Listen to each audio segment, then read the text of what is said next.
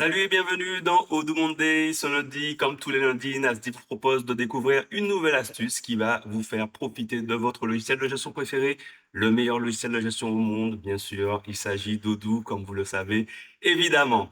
Cette semaine, nous allons voir ensemble comment utiliser l'application Marketing Automation. Donc, c'est une application qui va vous permettre, comme son nom l'indique, d'automatiser vos emails marketing et donc de pouvoir animer de façon continue vos actions commerciales auprès de vos clients. C'est parti. C'est parti. Pour démarrer, évidemment, nous allons nous rendre dans l'application Marketing Automation. Donc, nous avons ici donc déjà deux campagnes en fait qui ont été préconfigurées, mais vous pouvez configurer vos campagnes par vous-même directement via ce bouton nouveau qui va vous proposer un certain nombre de modèles de campagnes de marketing automation déjà préconfigurées. Donc ici, tout simplement, nous avons été dans l'onglet e-commerce et nous avons choisi les deux actions suivantes que nous allons voir en détail. Mais vous avez d'autres propositions de modèles. Et puis, évidemment, vous pouvez partir de zéro et créer votre propre modèle de marketing automation. Alors, ça consiste en quoi? Ça consiste tout simplement en l'envoi notamment d'emails marketing qui vont vous permettre du coup de prendre contact avec vos clients, de le rassurer, peut-être suite à une commande ou en amont, ça peut être un prospect également, et puis de pouvoir faire du suivi en enchaînant un certain nombre d'actions qui vont être cadencées dans le temps. Et vous allez pouvoir également ajouter des contraintes, filtrer les destinataires de ces actions marketing.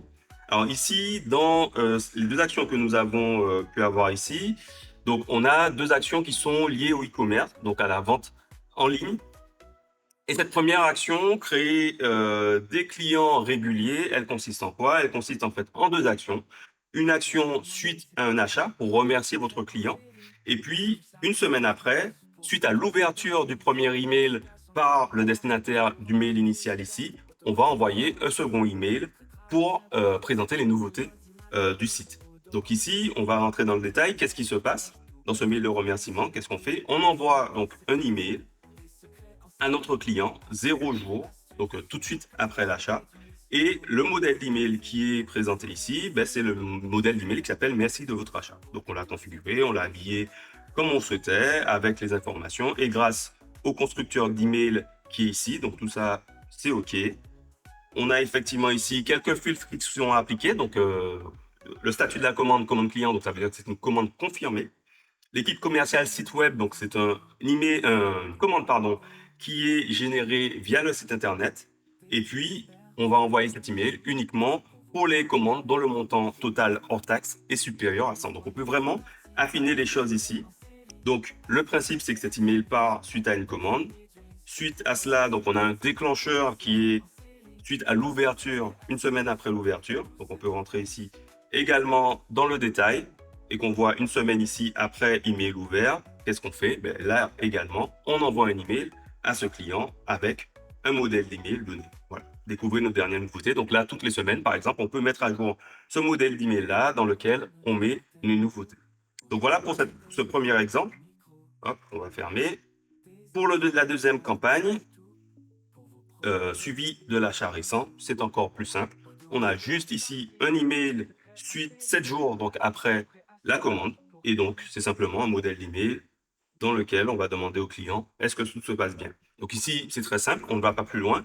Mais on peut également enchaîner ici si le client n'a pas répondu, s'il a cliqué, etc., etc. Et pouvoir faire une suite d'emails comme ça et pouvoir tout au long du cycle de vie de notre produit, de notre cycle de vente, contacter et rester au plus près de nos clients.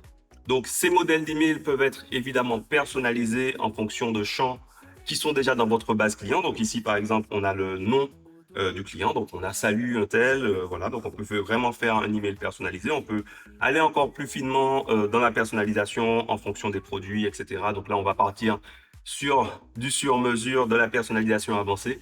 C'est tout pour aujourd'hui, c'était Odoo Monday. Merci de vos commentaires chaque semaine. Merci de partager également cette vidéo. Ça nous fait plaisir et ça nous permet également de créer cette communauté d'utilisateurs Odoo qui aiment Odoo. C'est tout pour cette semaine et à la semaine prochaine. Ciao!